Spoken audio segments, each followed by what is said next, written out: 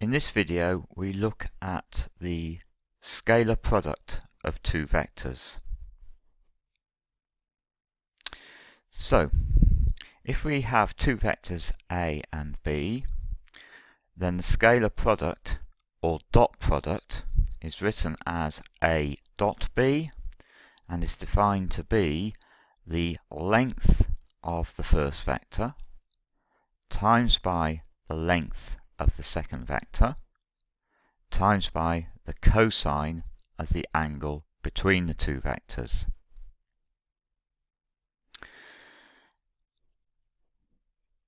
So if we have the three vectors shown in the diagram here, then A dot B is the length of A, which is 4 units, times by the length of B, which is 5 units, times by the cosine of the angle between A and B, so that's cos of 60. Cos of 60 is a half, so I've got 4 times 5 times a half, which gives me 10.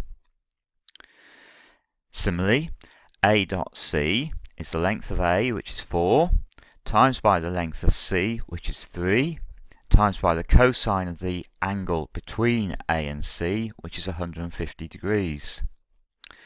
The cosine of 150 is minus root 3 upon 2, so we've got A dot C is 4 times 3 times minus root 3 upon 2, which gives me minus 6 root 3.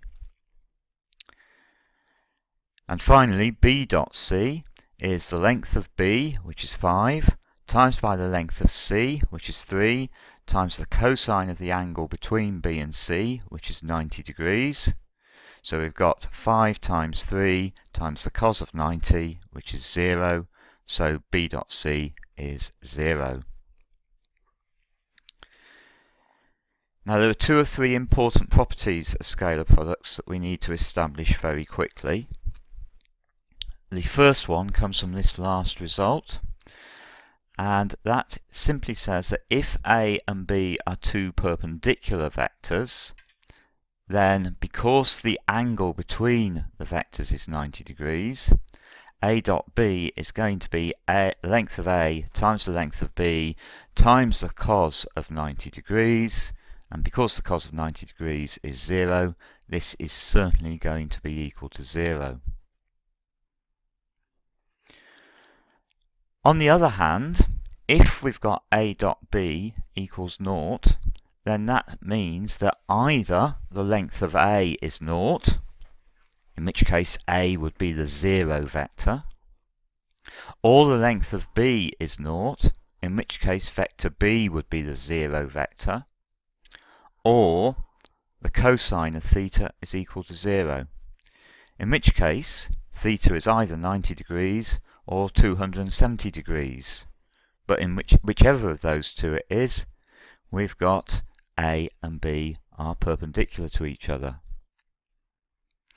So we are certainly able to say that if we have two non-zero vectors, A and B, then A dot B is equal to 0 if and only if A and B are perpendicular to each other.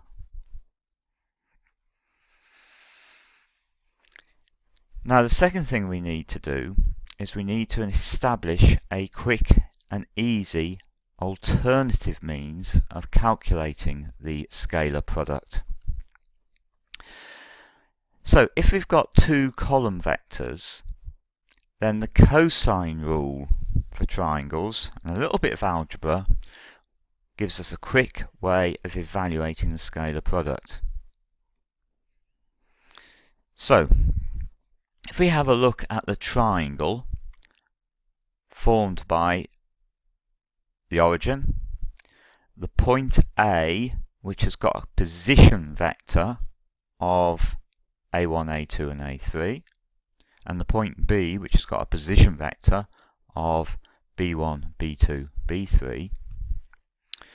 And looking at that triangle, we can certainly say that using the cosine rule that AB squared is OA squared plus OB squared minus 2 times OA times OB times cos theta.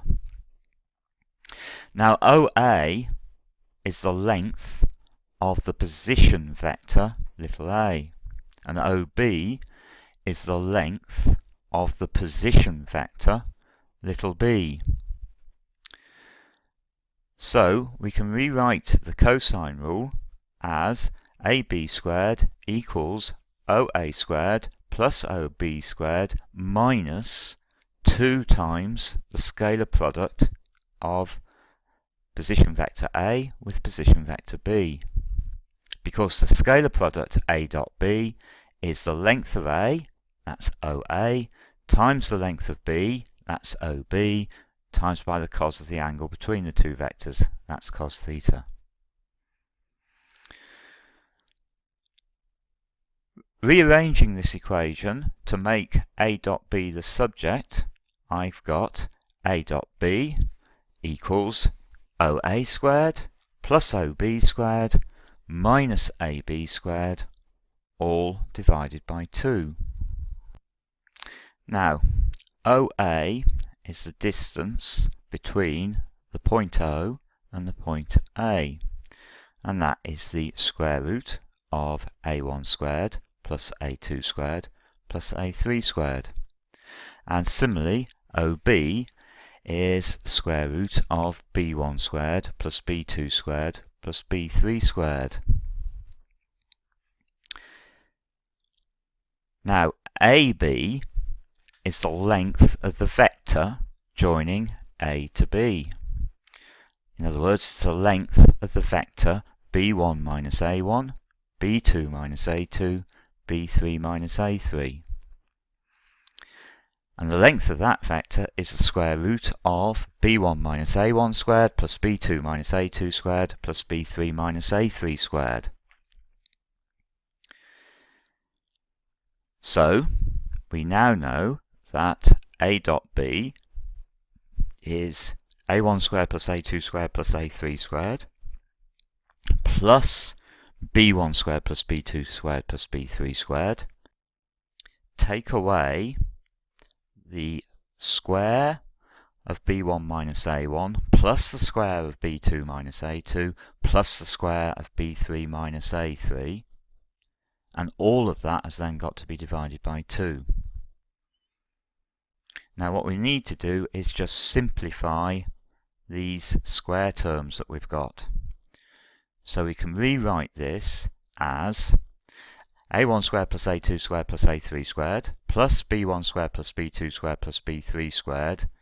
Take away, now we've got B1 squared minus 2B1A1 plus A1 squared. That's the square of B1 minus A1. Together with B2 squared minus 2B2A2 plus A2 squared, which is the square of B2 minus A2, plus B3 squared minus 2B3A3 plus A3 squared, which is the square of B3 take away A3. And all of that lot still has to be divided by 2. Now if we look carefully at this line here, you'll see that the A1 squared terms cancel out, that the A2 squared terms cancel out, the A3 squared terms cancel out, the B1 squared terms cancel out, the B2 squared terms cancel out, the B3 squared terms cancel out, and all we're left with on the top is 2A1B1 plus 2A2B2 plus 2A3B3, and that's all got to be divided by 2, which gives me A1B1 plus A2B2 plus A3B3.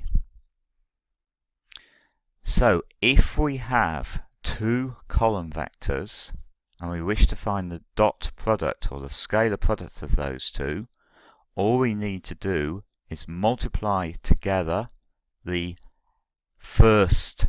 x movement in each of the two vectors, multiply together the y movement in each of the two vectors, multiply together the z movement in each of the two vectors, and add the three results together.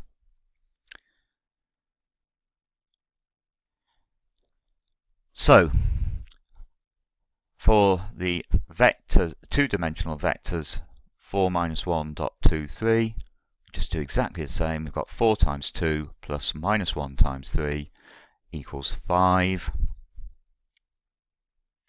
And if we've got genuine three-dimensional vectors, now remember I means 1, 0, 0, j means 0, 1, 0, and k means 0, 0, 1. So I plus 3j minus k is the vector 1, 3, minus 1. 2i minus 3j minus 3k is the vector 2, minus 3, minus 3. So in part B, we're being asked to work out the dot product of 1, 3, minus 1, dot 2, minus 3, minus 3. So that's 1 times 2, plus 3 times minus 3, plus minus 1 times minus 3. So that's 2, add minus 9, add 3, which gives me minus 4.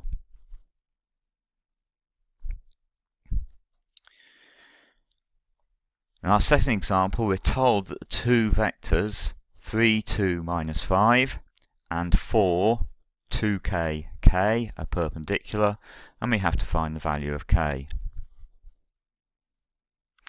Well, if the two vectors are perpendicular, we know that their dot product must be 0.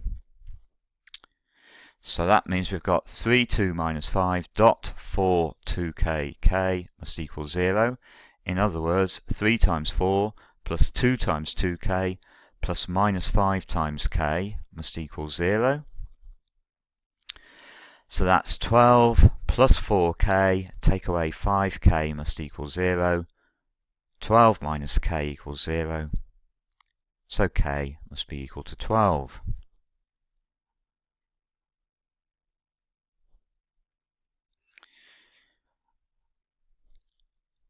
Now just a reminder, in fact we've already been using this, but we certainly need it in what's coming in the next couple of examples. The length of the vector AB is the square root of a squared plus b squared. The length of the vector ABC is the root of a squared plus b squared plus c squared. You'll have met these results back in the work on your maths A level on vectors.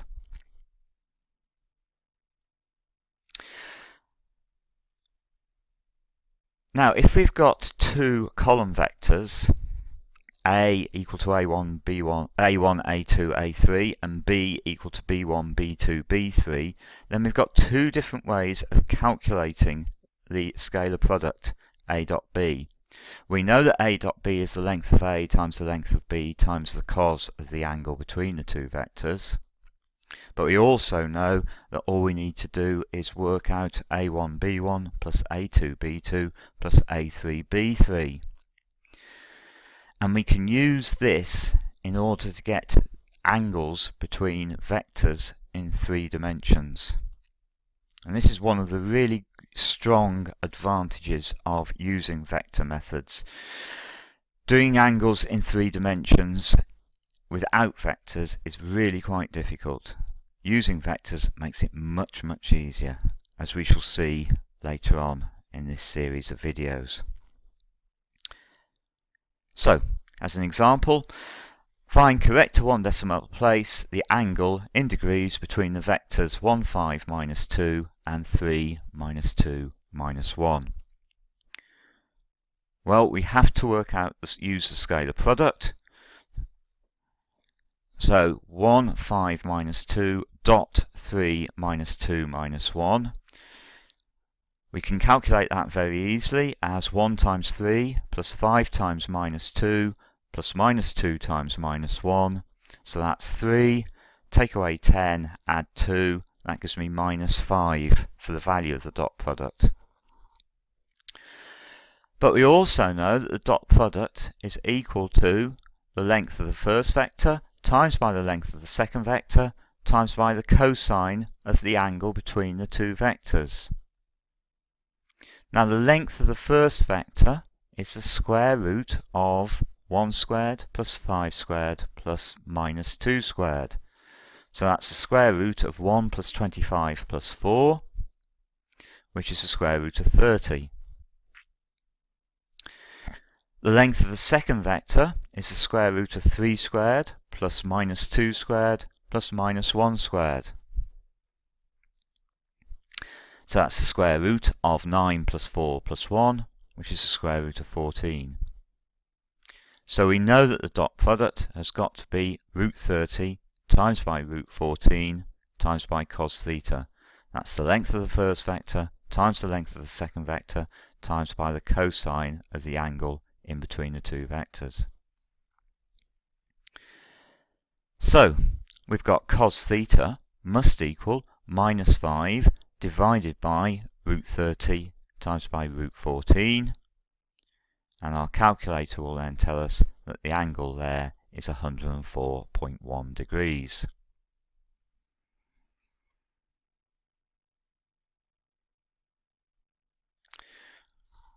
In our next example, we want to find the angle between the two lines. The first line's got equation r equals 1 minus 2, 0 plus s times 1 minus 2, 1. The second line has equation r equals minus 2 minus 6 minus 1 plus t times 2, 1, 1. Now we actually met these two lines in the previous video, and we discovered that these two lines in that video intersected at the point 2 minus 4, 1.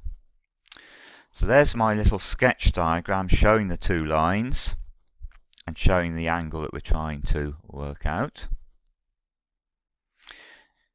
Now, the angle between the two lines is going to be exactly the same thing as the angle between the two direction vectors. So we need to have a look at the two direction vectors. So the direction vector of the first line is 1 minus 2, 1. Direction vector for the second line is 2, 1, 1. So we're going to say that the angle between the two lines is the same thing as the angle between 1 minus 2, 1 and 2, 1, 1. So we're going to start off by working out the dot product, the scalar product between these two vectors. Doing it arithmetically, first of all, we've got 1 times 2 plus minus 2 times 1 plus 1 times 1, and that just gives me 1. But we know the dot product is also the same thing as the length of the first vector times by the length of the second vector times by the cosine of the angle between the two vectors.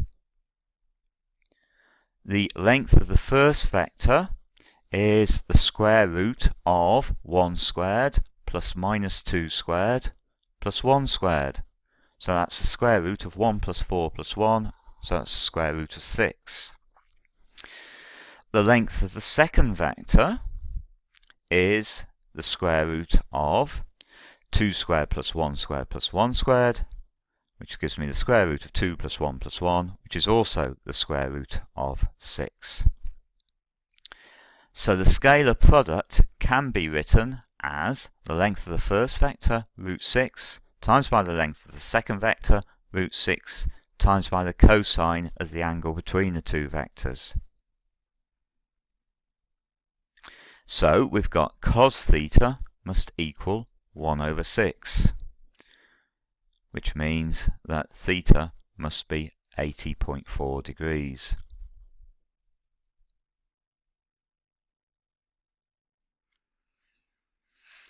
Now it's worth noticing that we've just observed that the angle between two intersecting lines is found by calculating the angle between the direction vector of the two lines. If we have two skew lines, then the angle between those two skew lines is defined to be the angle between the direction vectors of the two lines. In other words, whenever we are finding the angle between two lines, we simply find the angle between the two direction vectors. Now, for our next example, we have a line with the equation r equals 2, 0, minus 1 plus s times 2 minus 2, 1. We have to find the angle that the line makes with the positive x direction, first of all. So, again, we'll start with a little sketch. So we've got my line with the point 2, 0, minus 1 on the line, and with a direction vector of 2, minus 2, 1. And we've got the vector 1, 0, 0, which is a vector in the positive x direction. So the angle between the line and the positive x direction is simply going to be the same thing as the angle between the vector 2, minus 2, 1 and the vector 1, 0, 0. So we need to work out the scalar product of 2, minus 2, 1 with 1, 0, 0.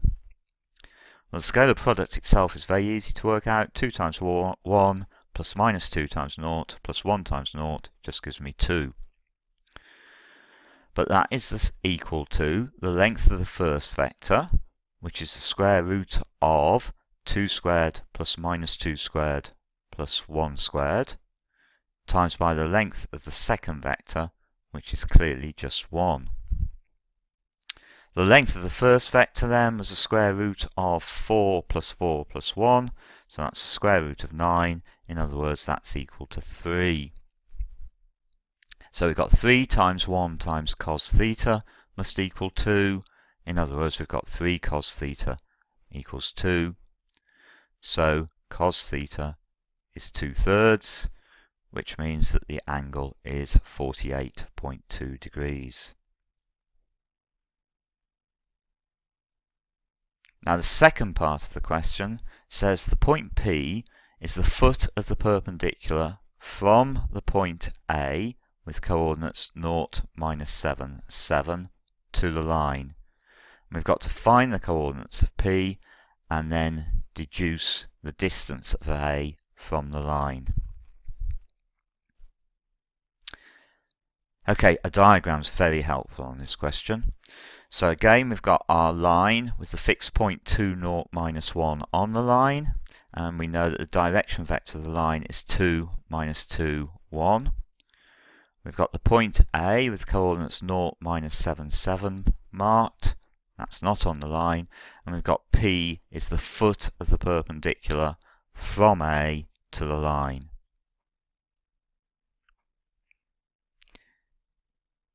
Now, first observation is that P is on the line. So there must be a value S so that the coordinates of P are 2 plus 2s minus 2s minus 1 plus s for some value of s.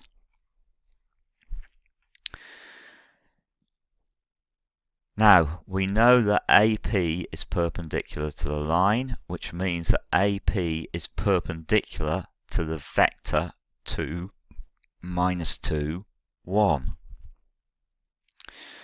So we've got AP dot 2 minus 2, 1 must equal 0.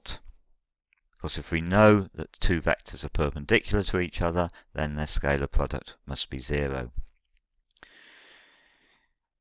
So, we've got AP to find, dot 2 minus 2, 1 must equal 0. Now moving from A to P, if we look at the x movement first of all, we're starting at 0 at A, we're ending up at 2 plus 2s at P, so the x movement from A to P is 2 plus 2s. For the y movement, when we move from A to P, we're starting at minus 7 and we're ending up at minus 2s. And that is a y movement of 7 minus 2s. And then finally, for the z movement, we're starting at 7 and we're ending up at minus 1 plus s, which is a z movement of negative 8 plus s. So we've got the scalar product of 2 plus 2s, 7 minus 2s, minus 8 plus s, with 2 minus 2, 1, must equal 0. In other words, we've got 2 plus 2s times 2, plus 7 minus 2s times minus 2, plus minus 8 plus s times 1, must equal 0. And if we tidy that up, we've got minus 18 plus 9s equals 0, which tells me that s must equal 2. Now if s equals 2, that means straight away I know what the coordinates of the point P are, because the point P has got coordinates 2 plus 2s, minus 2s, minus 1 plus s. So the point P is the point 6, minus 4, 1.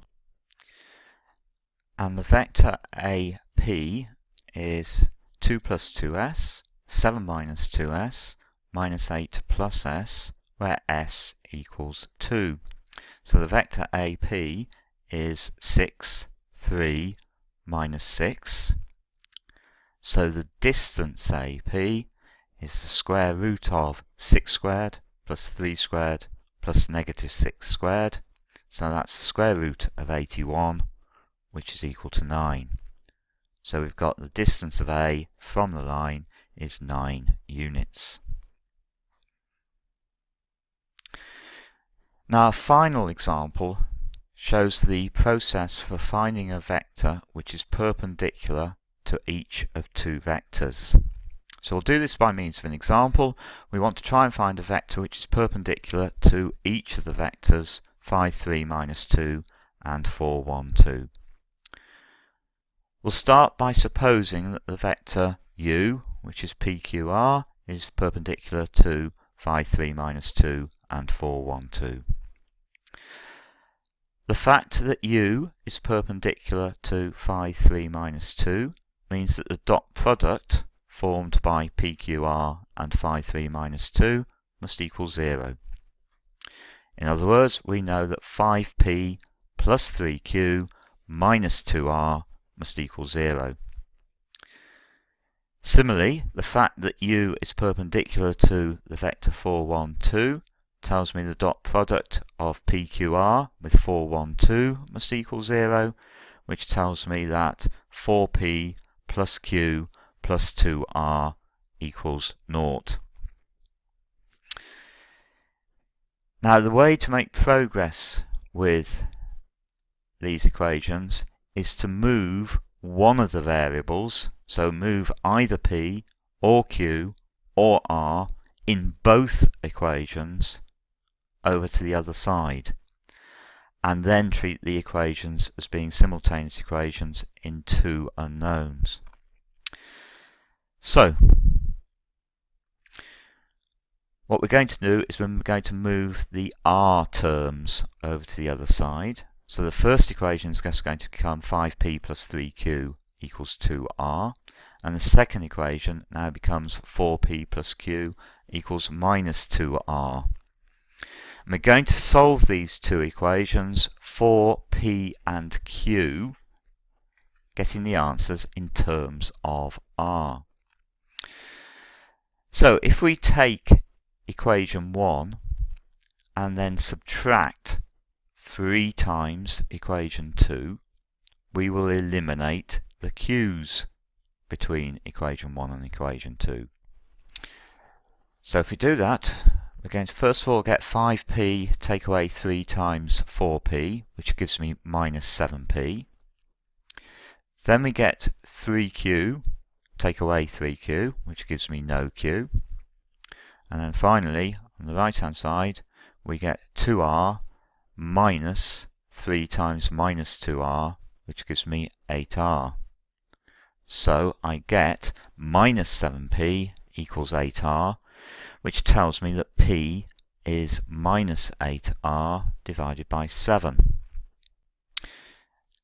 Now substituting for p in equation 2 will now give me minus 32r over 7 plus q equals minus 2r, which tells me that q must be 18r over 7. So I now know that p is minus 8r over 7 and q is 18r over 7. Now r can be anything we like. Let's have r equals 7 so that we get integer solutions for p, q and r, and we obtain p equals minus 8, q equals 18 and r equals 7. So a vector which is perpendicular to 5, 3, minus 2 and 4, 1, 2 is the vector minus 8, 18, 7. Now we'll see some applications of this method in the next couple of videos.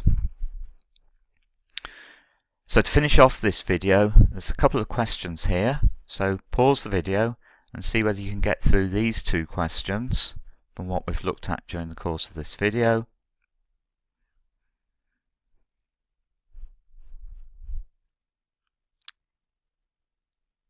And that concludes our introduction to the scalar product of two vectors.